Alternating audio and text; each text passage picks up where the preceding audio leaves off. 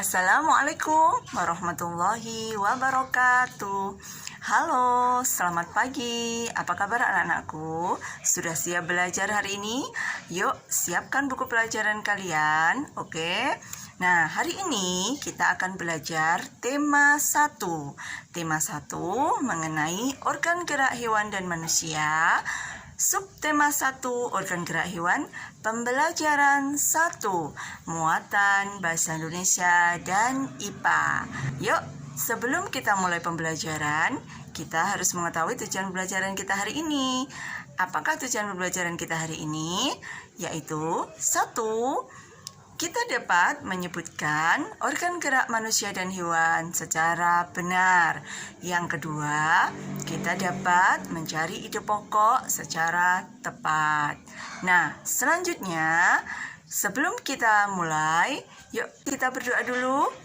Bismillahirrahmanirrahim. Rabbi zidni ilma warzuqni fahma. Amin. Baiklah anak-anakku, kita masuk pada materi ya. Nah, silahkan mengamati gambar yang Bu Ira tampilkan di layar. Di situ ada gambar beberapa hewan. Pertama adalah gambar burung. Apakah kalian sering mengamati burung bergerak ke sana kemari, ya, berjalan dan terbang. Oke, yang kedua ada gambar kelinci. Kelinci bergerak dengan cara melompat, ya kan? Nah, ada juga gambar ikan. Nah, ikan hidupnya di mana? Dalam air. Nah, ikan bisa berenang. Betul sekali. Nah, yang terakhir adalah gambar siput. Ayo, siapa yang pernah mengamati siput? Jalannya lambat sekali, ya kan?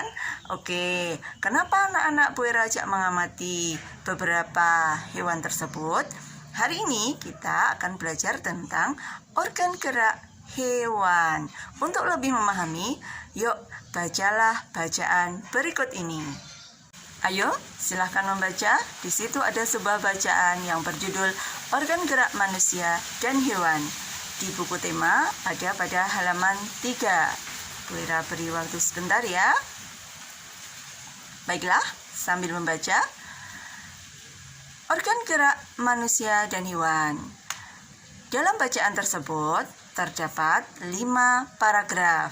Coba kalian amati. Betul? Ada 5 paragraf? Ya. Selanjutnya, nah, pada setiap paragraf mempunyai ide pokok masing-masing. Ide pokok adalah informasi utama yang ingin disampaikan oleh penulis kepada pembaca. Ide pokok ini biasa juga dinamakan gagasan pokok. Nah, bagaimana cara mencari ide pokok ini? Nah, yang pertama kita harus membaca paragraf tersebut. Lalu kita harus mencari kalimat utamanya. Nah, ide pokok biasanya terdapat pada kalimat utama. Pada sebuah teks itu terdapat 2 jenis kalimat. Yang pertama, kalimat utama. Yang kedua, kalimat penjelas atau kalimat pengembang. Kalimat utama adalah kalimat yang merupakan inti dari teks tersebut atau inti dari paragraf tersebut. Kalimat penjelas adalah kalimat yang menjabarkan dari inti sebuah paragraf, ya. Nah, sekarang mari kita mencoba mencari ide pokok dari masing-masing paragraf di bacaan tersebut. Bu Ira beri contoh 1 pada paragraf 1. Nah, ingat, kita harus mau membaca dan carilah kalimat utamanya. Dari bacaan tersebut, dari paragraf tersebut, dapat kita ketahui bahwa kalimat utamanya adalah salah satu ciri dari makhluk hidup adalah bergerak. Terdapat pada awal paragraf, ya. Nah, adapun tambahan kolom lain yaitu kalimat pengembangnya, yaitu kalimat penjabaran yang ada di bawahnya. Jadi Kalimat pengembangnya, secara umum gerak dapat diartikan berpindah tempat atau perubahan posisi sebagian atau seluruh tubuh dari makhluk hidup. Nah, itu adalah kalimat pengembangnya. Yuk, kita coba paragraf berikutnya. Paragraf kedua. Kira-kira apa ya ide pokoknya?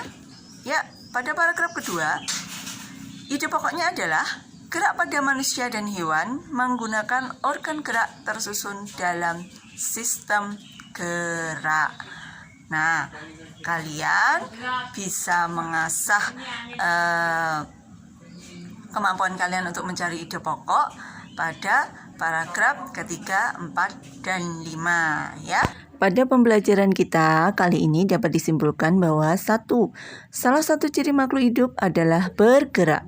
Yang kedua, organ gerak hewan dan manusia ada dua jenis, yaitu organ gerak aktif dan organ gerak pasif. Organ gerak aktif adalah otot, organ gerak pasif yaitu tulang. Kesimpulan selanjutnya yaitu yang keempat adalah ide pokok disebut juga gagasan pokok. Ide pokok adalah inti dari sebuah paragraf. Biasanya terdapat pada kalimat utama. Nah, yang terakhir pada paragraf terdapat kalimat utama atau kalimat inti. Ada juga kalimat penjelas atau kalimat pengembang, ya. Nah, anak-anakku kelas 5 yang Bu Hera banggakan, apabila kalian kurang mengerti pada pembelajaran ini, nanti bisa kita bahas lagi pada pertemuan selanjutnya ya. Silahkan boleh mengajukan pertanyaan pada Bu Hera. Dan sampai jumpa pada pertemuan berikutnya. Terima kasih sudah menyimak. Mari kita tutup pembelajaran kita pada pagi hari ini dengan membaca hamdalah bersama. Alhamdulillahirabbil alamin. Wassalamualaikum warahmatullahi wabarakatuh.